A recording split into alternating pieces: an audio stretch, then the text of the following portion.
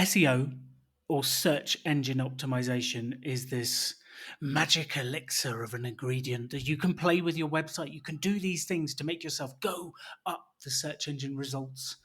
And then customers will come to you. They'll be knocking on your door. They'll be sending emails. They'll be arriving at your place, and it can build your business. It's this thing that, if you get right, is the promised land of business coming to you. But how do you do it? Why is it so difficult? Why do people charge so much to help you with it? How do you actually get to use SEO? Welcome to Alan's Experiments in SEO. The extraordinary belongs to those that create it. Rebelling against business plans and debt, rebelling against what society expects of us to build cool businesses, make money, have fun, and do good. Let's create something extraordinary together. Welcome to the Rebel Entrepreneur.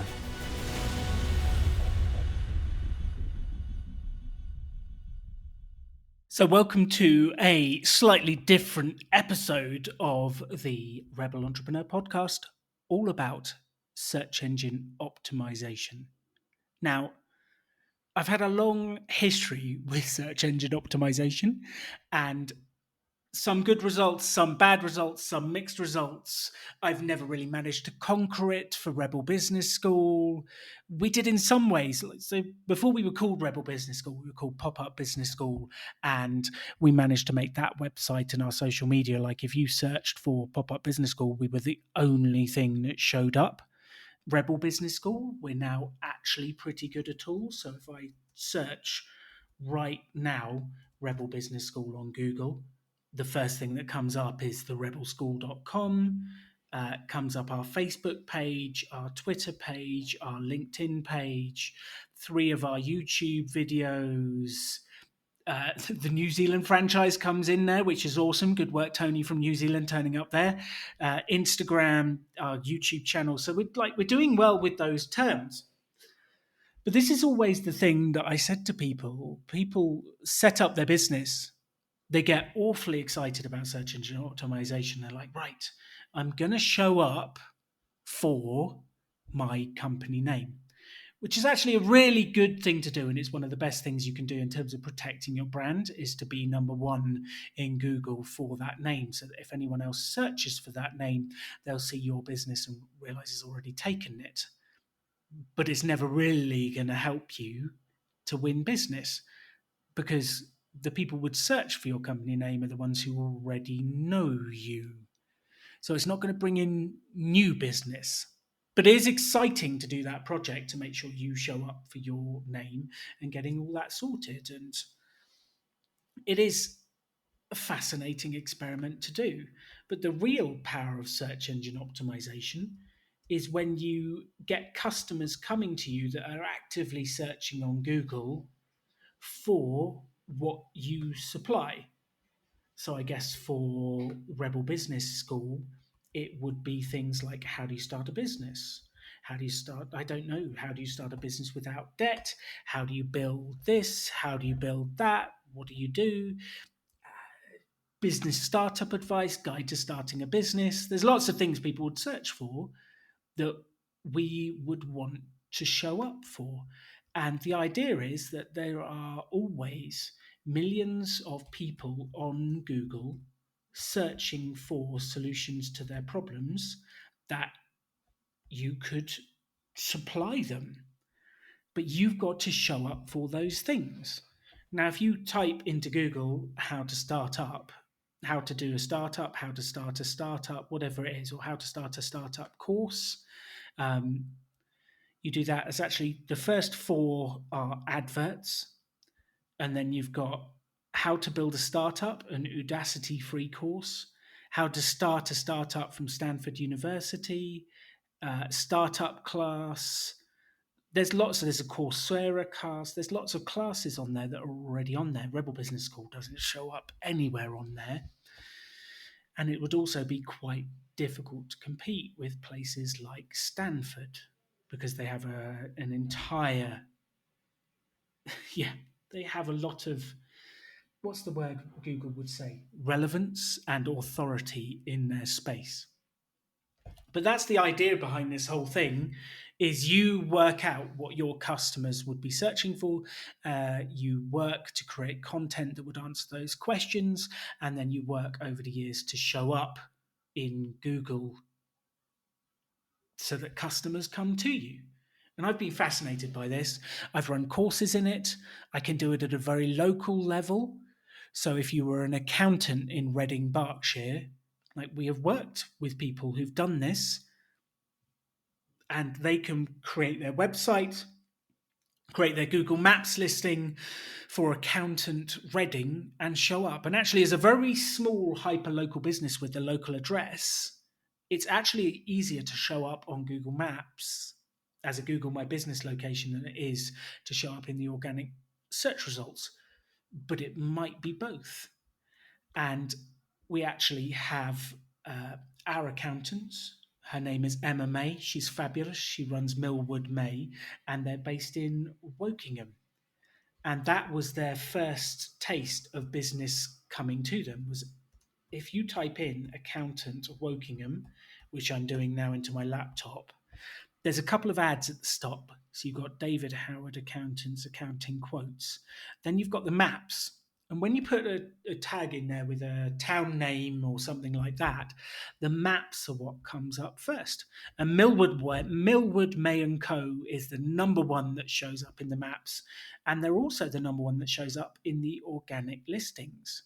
Now, that's actually incredible work on their behalf. And I know that is worth a lead every other day, sometimes more, sometimes less. And it's been a fabulous way for Emma to build her business. And she is a fabulous accountant. Now, you do that by creating the Google listing, and you've heard us talk through that on the Christina coaching series. And when Henry came on and did the beginner's guide to SEO, like the local stuff is really good. I've never managed to fix the more national, broader things where you actually show up for a term.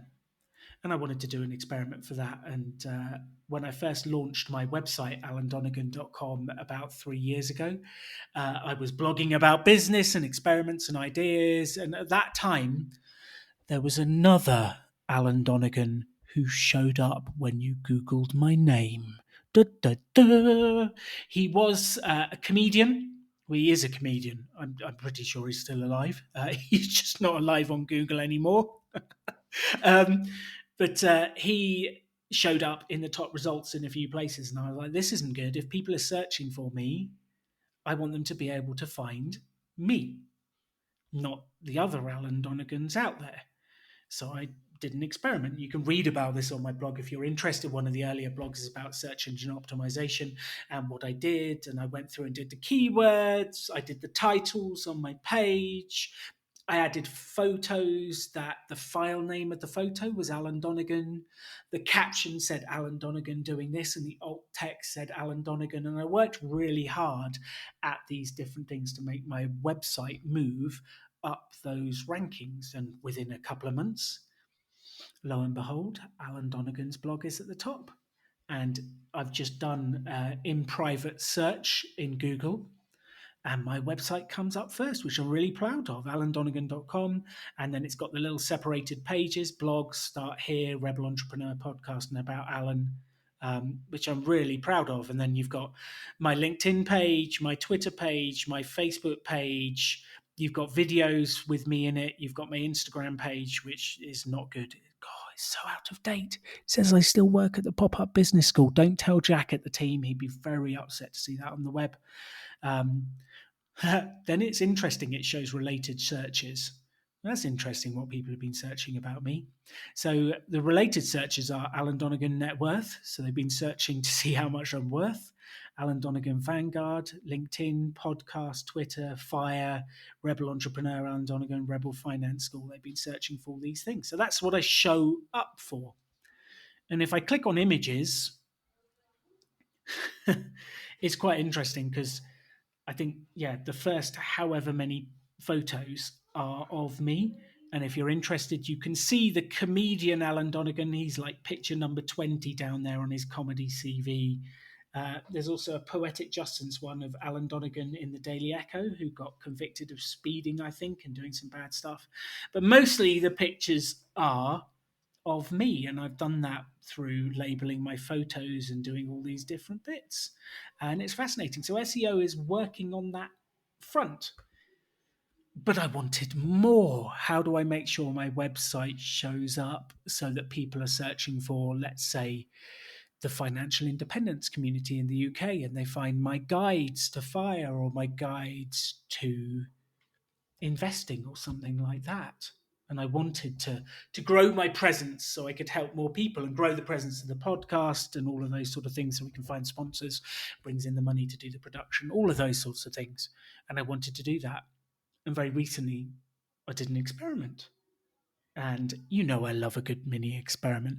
And my mini experiment was I found someone on People Per Hour to do an SEO review of my website, and then to help me choose keywords. And then they were going to do a whole process to set my website up for success. So I hired them. It was $190 for the first month, or £150. And I thought, let's have a test. Let's see what happens. So they send me a mini review.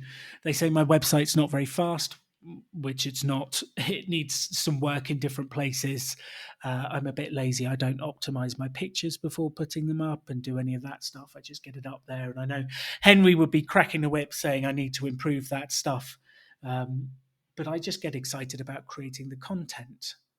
And actually, I believe that's where my value is. And it's an interesting question. Where's your most valuable time spent in your business? And I think for me, it's creating the content for people. So they did this review, they told me what it was, and then they helped me to start searching for keywords. And the first thing they sent to me was this Excel spreadsheet, which I started to look at with Katie, going, what do we want to show up for? And they had these bunch of words. And I'd suggested a bunch of words to them, and they'd come back to me and go, we've done all this research, here it is. And I was looking at it, and I was a bit confused, because it said number of websites that refer to those terms. And I'm thinking, why would I want to show up for the number? Like, why am I choosing number of websites to show up for? I was very confused. So we had a bit of back and forth about this, about what happens, what was going on, and like, why are they doing this? And they had like Global Index Fund UK, which I don't know how many people are searching for that. They had FIRE, Financial Independence, that's like a global term. Personal Finance Course UK. They had Financial Independence in UK. And I was like, okay. And then we started to realize, like, they just listed the number of sites that show up for it. And I'm thinking, you've basically just listed the competition. Like, who cares how many sites show up for a term? What we care about is anyone actually searching for it. And I think I then started to go through this and check. I went on Google Trends and I looked to see, is anyone actually searching for this? So we had FIRE, Financial Independence, and we had Personal Finance Course UK. And there's so many websites that refer to those terms. But according to Google, no one is searching for it. So I got a bit confused. So I went back to these people. I said, this doesn't make sense. Why would I show up for the most competitive keywords that people aren't searching for? This seems bizarre to me. We had a bit of back and forth, and they said they'd come up with a second list, which then they sent back the second list.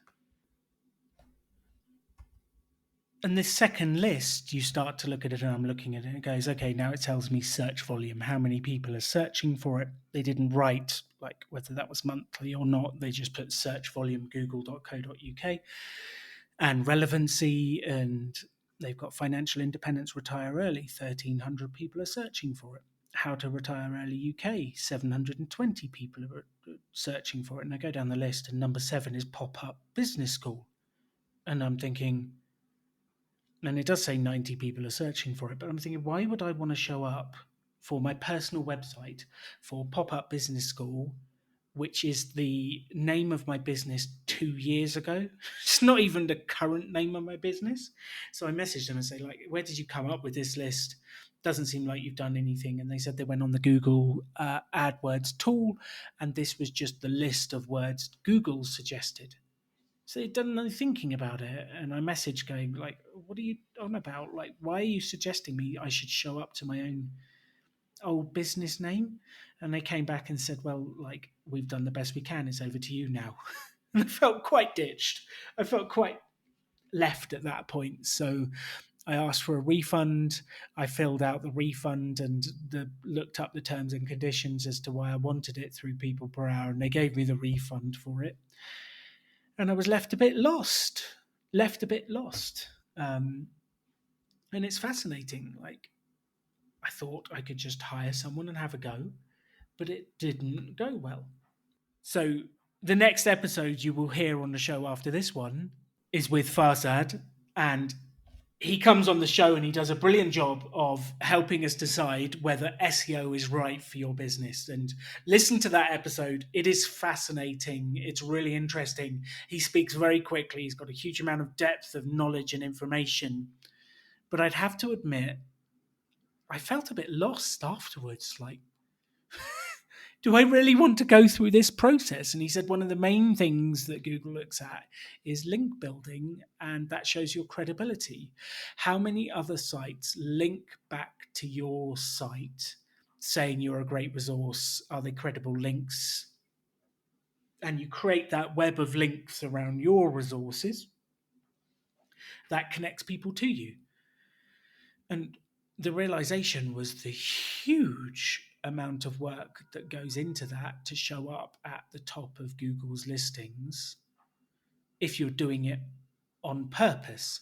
I think if you were just building your website and producing great content, that over the years people will start to link to it, people will start to connect to it, and that will build your credibility and your your relevance. But that's not a quick strategy. That's a very slow strategy. That's not deliberate. That's not actually building it. And what Farzad was talking about was very consciously link building, improving your search engine optimized results, and moving up the rankings. And I thought, well, this is a huge amount of work. Huge amount of work. I want to focus on building the podcast. I want to focus on writing the articles. And I heard him giving me advice that I've given so many entrepreneurs in the past as well. And his advice was spend 20% of your time producing the content and 80% of your time promoting it. And I thought, that's great advice. That's what I should do. If I was starting a business and hustling to get up those things, that's exactly what I should do, is build that, promote, build links, get the stuff out there, do all of those things. And then it left me thinking, where do I want to focus my time in my business and what I'm doing? Where do I want to grow? Which brings me back to, I feel like I'm back at square one. Do I focus my own time on search engine optimizing my own website?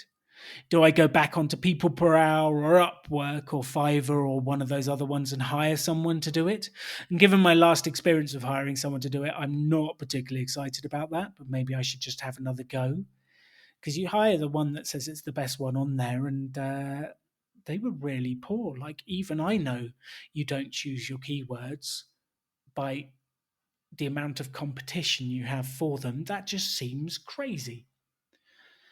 So why am I telling you this big, long story about search engine optimization? I'm telling you because this is something you need to figure out for yourself.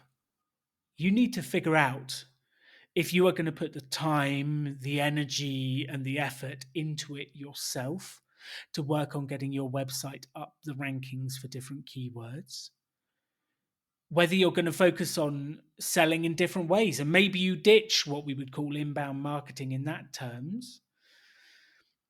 Maybe you focus on just on the Google Maps business, because if you're a local business with a hyper local thing, and you are handyman town, you are cake town or area, Like, this is a brilliant way to do it for you.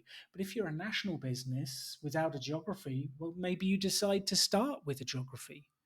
Maybe you take over one town at a time. But we need to come up with a strategy for your business to start showing up so customers start to come to you. The purpose of telling you my experiences is this is not always that easy. It takes thought, it takes time, it takes effort, it takes all of these things. And I'm excited over the next couple of months to run some more mini experiments to work out how we're going to grow the business, how I'm going to get more people to visit the website, how I'm going to grow the podcast so we can have more impact on the mission of helping people build businesses without debt and changing the way entrepreneurship taught, how we can do that. And my hope is these mini experiments I run will help you to make progress on your business. So I'm off to ask Henry what my next steps will be on this project. And I will come back to you with a plan for search engine optimization on alandonegan.com that you will be able to apply to your business. Henry, thank you for answering my call for help and welcome to the Rebel Entrepreneur Podcast. I'm back. Hello. You're back. And actually, like, just to start this off, I've had a reflection over the last week whilst we've been thinking about this of Farzad in the last interview was giving a really detailed way of getting backlinks, how much work it takes to become one of the major sources on the internet. And actually, I think there's two levels to this because like search engine optimization to show up in your local town as, I don't know, Baker, Reading, like dog grooming, Charleston, whatever it is, can be relatively easy. But to show up for financial independence global is an errand that would take years. So that kind of, I think the last episode scared me off, and then I did my mini experiment as I explained in the first half. That scared me off. SEO, I knew enough to know they weren't doing a good job because they came to me with a list of the most competitive terms and said we should go for these. And I'm like, that's not. I'm pretty sure, given my experience, that's not the way to go. So yeah, I've been left in a mess, Henry. Help me, help everyone out there to bring this back to, like, what do we actually do? Help us. Help me, Henry. Help me. I think the principle that we need to follow and everybody actually needs to follow as a startup is the KISS principle, which is keep it simple, stupid. Like if you try and dive too far in, like SEO can be as difficult as brain surgery, or it can be as simple as putting a plaster on. And you choose how deep into that you want to go. It is unreasonable as a small business owner to expect you to become an SEO expert. It's just not going to happen. And I think we need to understand that and accept that when we're launching our business and when we're trying to get people to find us. We're never going to be super experts in SEO. We're never going to do all of it. And it's unrealistic for us to expect ourselves to do that. And I think if I learned anything from your experiment in the first half, it's that you didn't spend enough, Alan. Okay.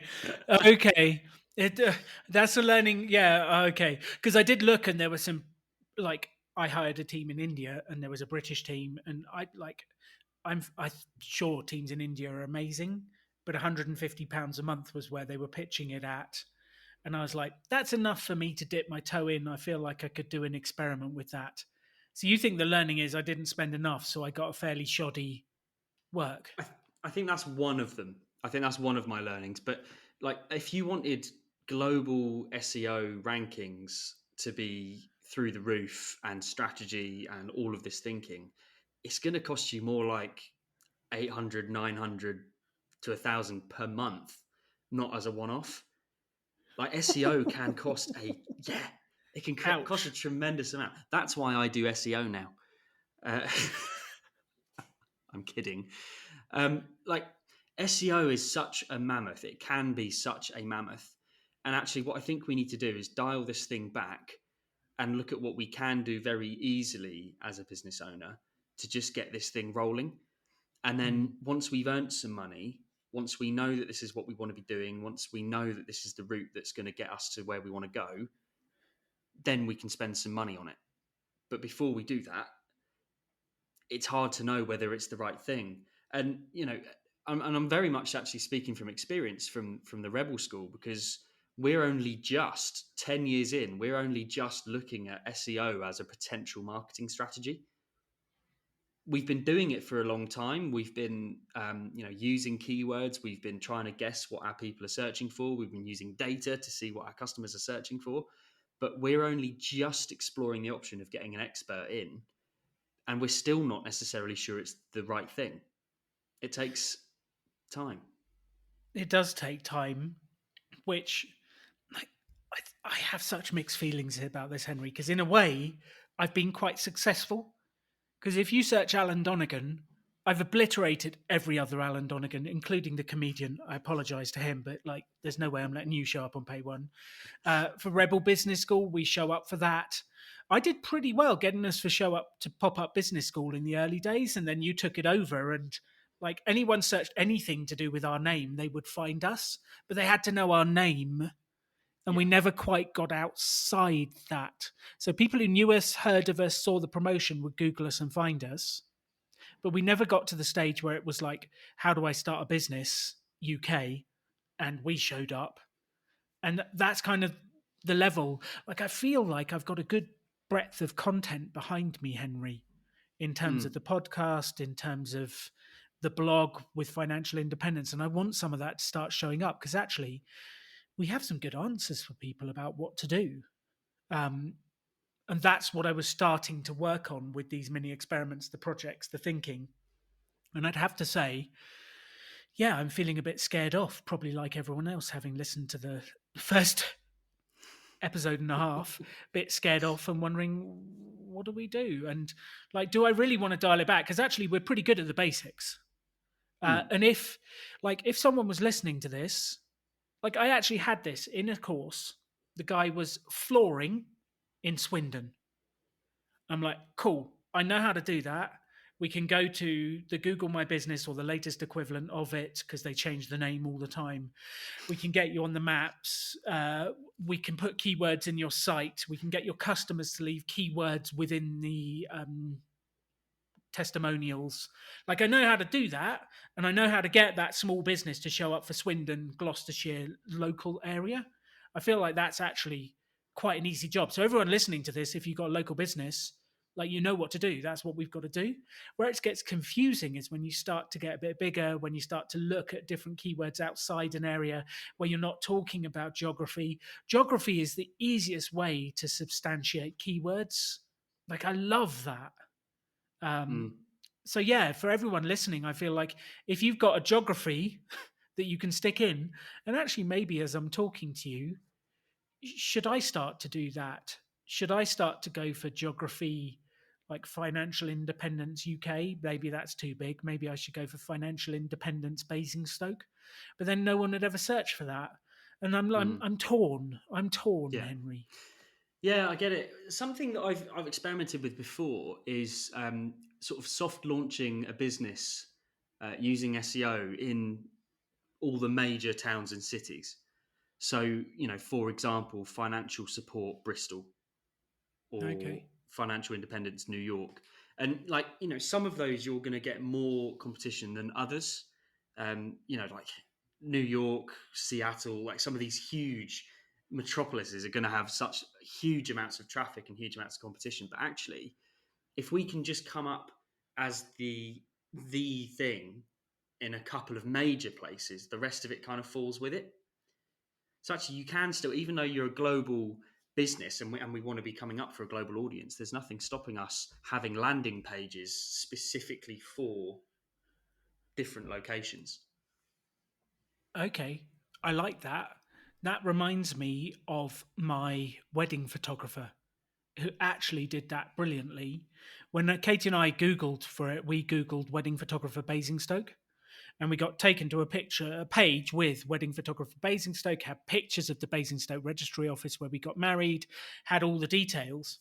And then I looked at his site, and he was actually based in Southampton, which is like an hour and a half drive away. For you Americans, you're thinking an hour and a half drive, that's next door. But for us British, that's like the other end of the country. We drive that far for tacos. What are you talking about? I know. And we're like, I won't drive 12 minutes. What are you talking about? That's another town. Um, and he actually had a page for wedding photography Southampton, wedding photography Portsmouth, wedding photography Basingstoke. He'd perfectly built each page. He'd optimized it, and he did the stuff. He knew the areas. He knew the bits. He'd done it really well, and that was actually a very, very smart tactic, because he won us through that tactic, and I know he won a lot of business through doing that. So Google doesn't get annoyed with you for having different landing pages for different towns. No, no. So Google actually basically the whole purpose of Google is to get as much value to the end user as possible. I think we've said that a couple of times before. So actually, like as far as Google are concerned, if it means that they're able to push people from one page through to the value, and they're seeing constant patterns of people ending at that one page, finding the value they need, then actually Google are more than happy pushing you through to all of those sort of things. That's why you see some of the biggest companies ever have got multiple Google Maps pins. They're the ones that have got a page for every single topic, for every single thing that you can possibly imagine. So actually, if we came up with something like, and really what we're talking about here is content. And this is actually the main strategy I was going to start talking about. Is it's all about the content. And you've got a huge amount of content on your website, and loads of us small business owners, we've got so much content, but it doesn't necessarily behave in the way that we want it to. And actually what we want this stuff to do is constantly refer people, push people through to the end result, because that's what Google looks for. So if we had 100 pages for financial independence, insert town, if we had 100 different pages and we chose the top, I don't know, we could be really clever. That's quite exciting, because we could choose like the highest earning towns, or we could choose the I don't know, like how would you categorize that? What would be your best guess for that? Well, I guess you'd have two different ways, wouldn't you? Towns in the UK with the most debt, Mm. and then how to get out of debt town. And then, yeah, but I don't know if anyone would search for that, which then I'm just making up stuff. Like, I know Yeah. people search for financial independence London because they're looking for groups, they're looking for stuff. And I could easily write an article that go, here's the groups, here's the information. Um,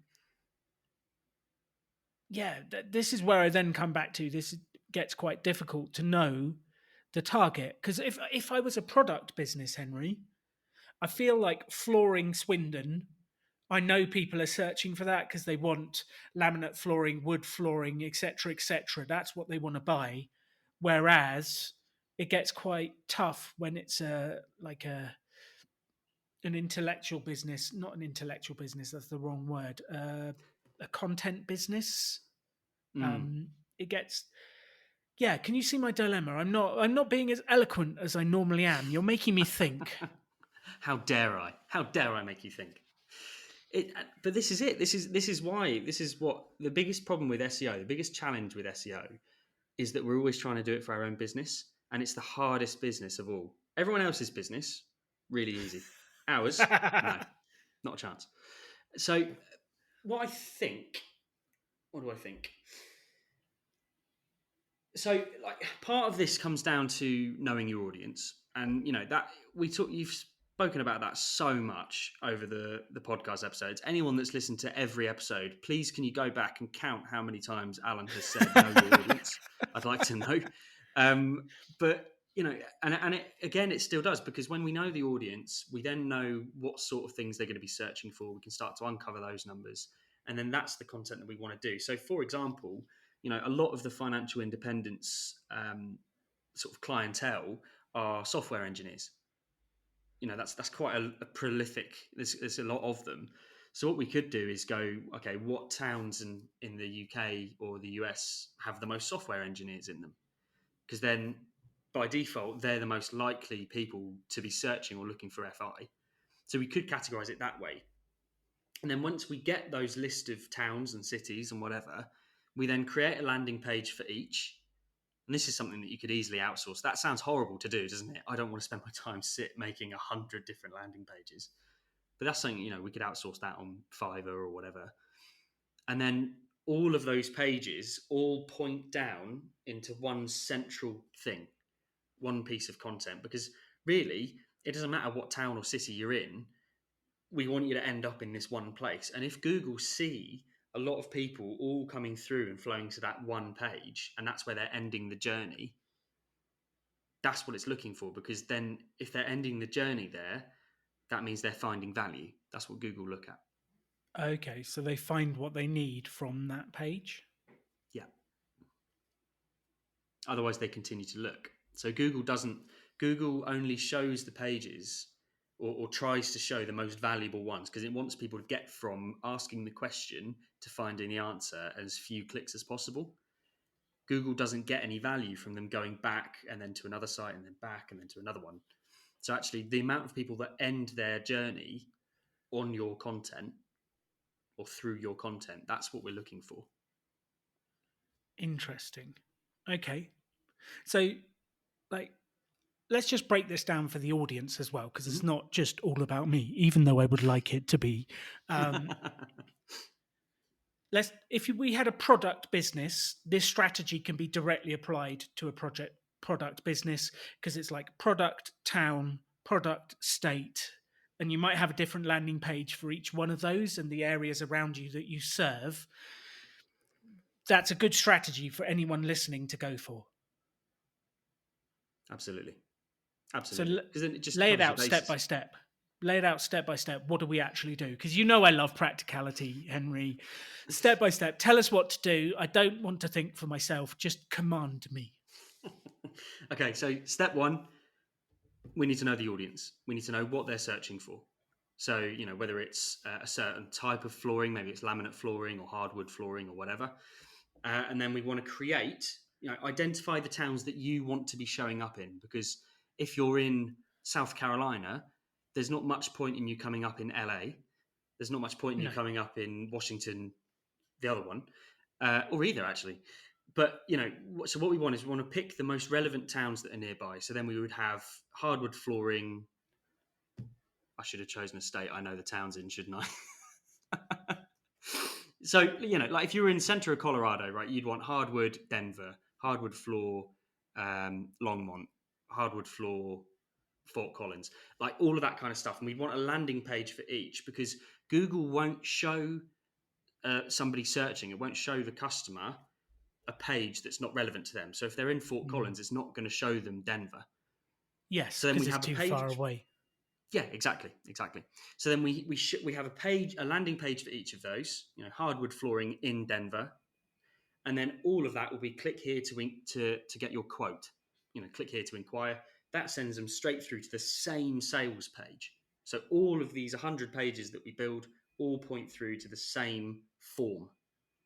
Because then what Google sees is all of these pages all point to one place. People all go to there and all end their journey by submitting that thing. And then what you've done is essentially you've cast a wider net, but still very bespoke, still very niche. It's a wider net across your area. And then that should get you a whole bunch of things. Now, obviously, this isn't instant. This is SEO we're talking about here. This will take weeks and months to come into Years, play. yeah. Years. But what you're starting to get there is that you're starting to find exactly what people are searching for, because people don't search very broad terms. They search for the super specific thing. Like, what was I doing yesterday? Like, it's allergy season, everybody. It's allergy season, my favorite. So last night I was in bed on my phone searching for natural remedies for hay fever, because I'm that weak that plants take me out. And Don't go vegan, Henry. No, literally, that would be the worst. So then Google's only showing me things specific to that, and that's a very specific search, right? But then it only shows me things in London because that's where I am. It's not showing me results from the States. It's not showing me results because from it anywhere else. knows through your phone. It's got GPS. It knows where you are. Exactly. Big Brother is always watching, ladies and which gentlemen. is actually really frustrating when I'm searching tax laws in Mexico because it brings up all the Mexican pages instead of the UK pages because it knows where I am. Is your Spanish not good enough to understand those? Well, my Spanish is good enough to be able to read it, but I don't really. Please take this in the right way. Mexican tax law doesn't affect me. I don't care. I want to know about the UK tax law. That's where I pay tax. But yeah, my computer is telling Google that I'm in Mexico or Colombia or wherever I am. Exactly. So like if we coming back to the step by step. So we want to create pages for the locations that you want to be showing up in. And we want to lead all of those landing pages through to the same sales page. So it might be the inquiries or services or whatever.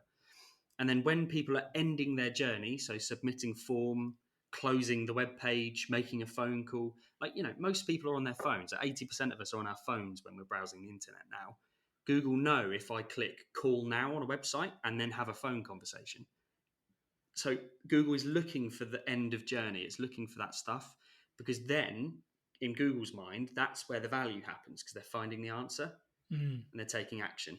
So it's that it can be that simple. And essentially, what we're getting at here is that having a content led strategy for SEO is the best way to do it. It's absolutely the best way to do it. And in this instance, content is those landing pages, a landing page for each of the locations that we want to try and cover. Cool. Excellent. And then bringing it forward, you'd have the same strategy if it was a service business as well. Yeah, I would. So, for example, if we were an accountant, so an accountant, again, that's something that you can do really from anywhere. A lot of people like their accountants to be close by because then they can go there in tears when they've got handfuls of receipts that don't have any ink on them anymore because they're from 8 years ago. But so let's use accountancy as the thing. It would be exactly the same. We'd want accounting firm in Reading, accounting firm in Berkshire, accounting firm in Basingstoke, and what that would do is it would come up for the people in those towns searching for it. So if I'm in Reading and I'm searching for an accountant, it's going to come up because it's got a page that's relevant and all about the accounting firm from Reading. And then when I go in there and I go, yeah, this sounds good, inquire, again, pass through to the same page where I can go and submit that form or do whatever it is I'm going to do. Okay, love it. The last episode of the podcast was very much about backlinks being critical to all of this stuff. Do we need to do that as well as this strategy? Like, how much should we be focused on backlinks for each of these pages, or is it as simple as creating the page that fits the answer and then leaving it to build kudos over the time? Yeah, backlinks are still hugely powerful. Backlinks are still one of the top things that Google look at. So they want to see other websites referring to your business. And again, it's all about that customer journey. Because if, let's say, a photography business links down to a web design business, and then it's seeing people completing that journey. So they're going from the web photography through to the web design and then submitting a form or making a phone call, whatever. That's it. So Google are looking at the journey that your customers are taking. Whereas, if a photography business pointed to a local bakery and then the people from the photography business were going, well, why do I need to go to a bakery? And if they click on there and then disappear again and go back, it can actually do the opposite. Okay, Can you so see it's that? not So, just about any old backlink. It's about the yes. quality of the backlink and the quality of the site that's linking to you. Yeah. Because at the end of the day, Google are still looking at how can I give the most value to this person that is searching. So if they're seeing lots of people coming to your website and completing the journey there or going through to the next bit, that's what it looks for. And something that could, and I think this is something that we could implement for you, Alan, quite simply, is something that Google look at now is websites being the authority. Mm-hmm. So something that we're implementing on the Rebel School website, we've got hundreds of blogs, loads of course notes, loads of videos, loads of bits of content talking about stuff. So UK tax law, for example, we cover quite a lot. It's my favourite day because we get to talk about spreadsheets. You've changed, man. You've I know, changed. I know. Do you remember when I had long hair and played the drums? How times have changed. Um, I do that. I just have short hair. So, like for the Rebel School, we've got hundreds and hundreds of pieces of content, and now what we're doing is linking people through to HMRC. We're pushing people through to the IRS because Google know that those are authoritative websites. They know they're legal websites. They know that it's the information, the right information. So actually, by Google seeing that we're pushing people through there, like it boosts our SEO because they know that we're quality information. Okay. So it's sort of two part. There's all of this stuff works together. So you've got people from all of the towns and all of the cities that you're choosing to push people from. They're all coming through to your website. We've got people coming in from other websites as well. So there's if we've got another a financial blogger pushing through to your website, Alan, for example, and then on your content, you also push people through to uh, Vanguard, where you talk about certain index funds, or what are some of the other websites that you would push people through to find the information? Oh, I regularly link people to Vanguard, to JL Collins, The Simple Path to Wealth, his Google Talk, his website, to Millennial Revolution, to their content. Like I have the list of people that I trust. That I go here, Mm, read these people. They're great. Mr. Money Mustache. Like here's my articles. There's no point me recreating what Mr. Money Mustache has done. Like here's yeah, my thoughts. Here's his article to read. So those are the people that I regularly send people to because they are the best. perfect. So it is stuff like that. Google want to see traffic and people going in a positive direction. It wants them. It wants to see people ending their journey at some point, and the closer it can get to getting them there, that's what Google's value is. So it wants people to be able to get to the end of their search fast.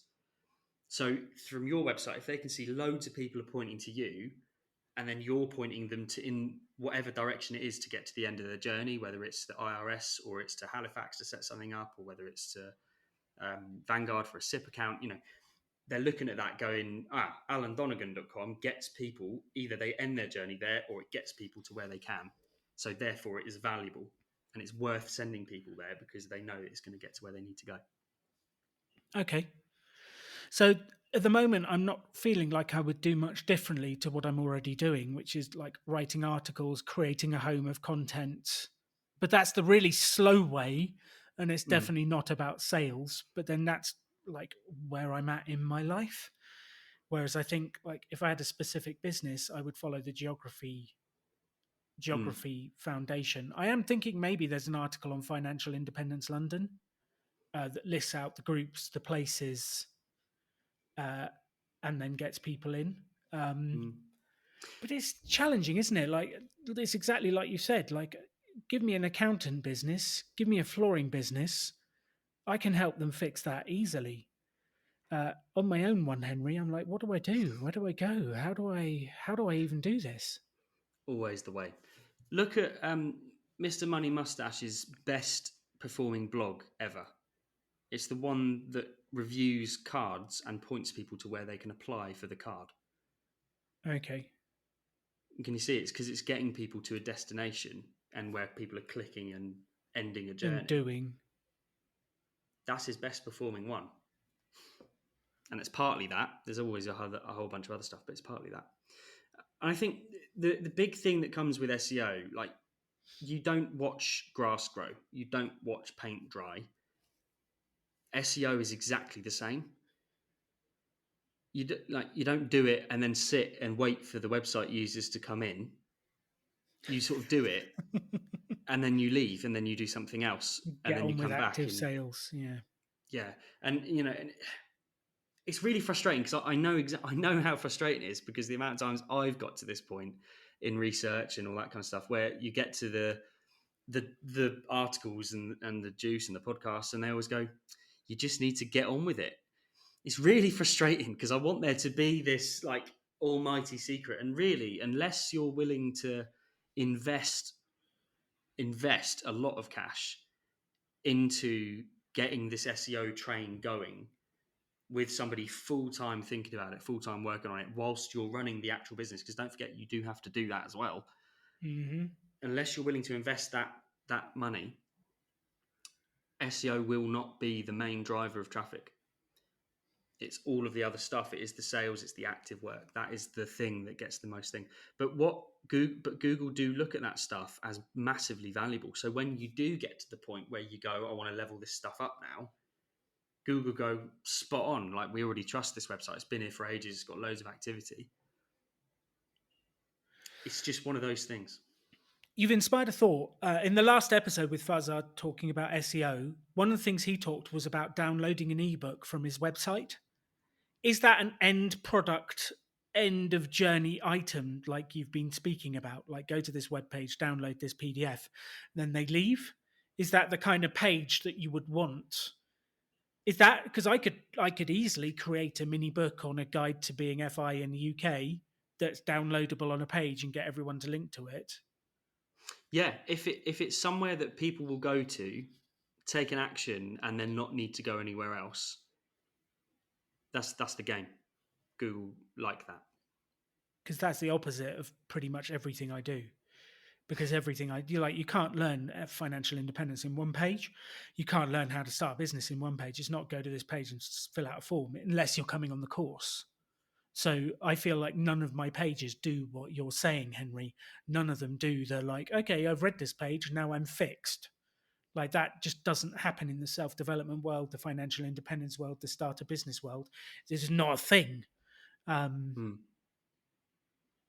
But I can have that if I download this mini guide or this thing or this whatever it is. I could do a landing page that sells a guide, an ebook. Yeah, because if you think, even though people spend a lot of time on your blog, because if they find it in Google, for example, and they click on alandonegan.com and his post about Vanguard, I can't think of one off the top of my head, and they go in and they sit and read it and they go, that's really interesting. Yes, I'm going to do that. And then they go back anyway, because then they'll look at a bunch of other articles if they're looking for a specific thing.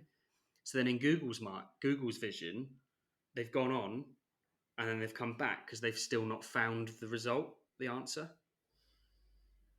Can you see what I mean? Yeah, So I do. And I'm super frustrated because there is no answer. You can't read one article about index investing and then you're fixed. That's not how the game works. Get Google on here now, Henry. How dare the biggest search engine in the world not understand my specific industry? How dare it? Says every business owner ever. We've had a good discussion about SEO. I really want to wrap up these 2 episodes about search engine optimization with like a positive, this is what we need to do. Do you think you can do that for me? Can you summarize, inspire, and motivate us to take action on SEO so that we can actually work on this stuff and make progress? I think so. Let's give it a go and see what happens. And maybe if you're listening, you can message me afterwards and let me know whether Henry's done a good job inspiring us. Oh, God. Don't tell me. Don't let me know either way. I'll just be pleasantly happy being ignorant on my own. So if I was to inspire you to do this, it is do something now and do something quickly. And if all you do is create a piece of content, a piece of evergreen content, something that is always relevant, stick it on your website, give people advice, and give people an end goal. That's it. Give them something to do. Give them a form, give them a download, get people to take action on that page and point people there. Go and tell people, show people how amazing you are, get people to do something, take an action on your webpage, because that's what Google look at. If you can show that people are coming through your website to a point and taking an action, that's what Google look at as valuable. And that's what they want to do. So there you go, ladies and gentlemen, friends, fellow rebels. Get people to take action, which is actually the end game of all of us, is get people to take action on our content and buy something, book a consultancy, book an appointment. That's the game. And I think if you're like me, you can get obsessed by this stuff sometimes and try and make SEO work. And actually, you just need to spend an hour a week doing it and then spend the rest of your time actively selling and gradually build it up over your time. So stay positive, keep going. The extraordinary is rooted in the mundane activity of doing a little bit each and every week. Makes me want to say Rome wasn't built in a day, but I feel like I should have my own version of that quote, Henry. Basingstoke wasn't amazing Stoke in a day. And there you go, ladies and gentlemen. Basingstoke wasn't amazing Stoke in one day. Thank you very much, Henry Nicholson. Thank you for coming on the show. Ladies and gentlemen, go out there, rebel, take action, make it happen. And thank you for joining us on this crazy journey, building websites, businesses, making money, and having fun. You can have any life you want to. Choose to build something cool. Choose to take action. Choose to work to make your dreams become reality. Stand out. Be different. Be yourself. Be a rebel entrepreneur.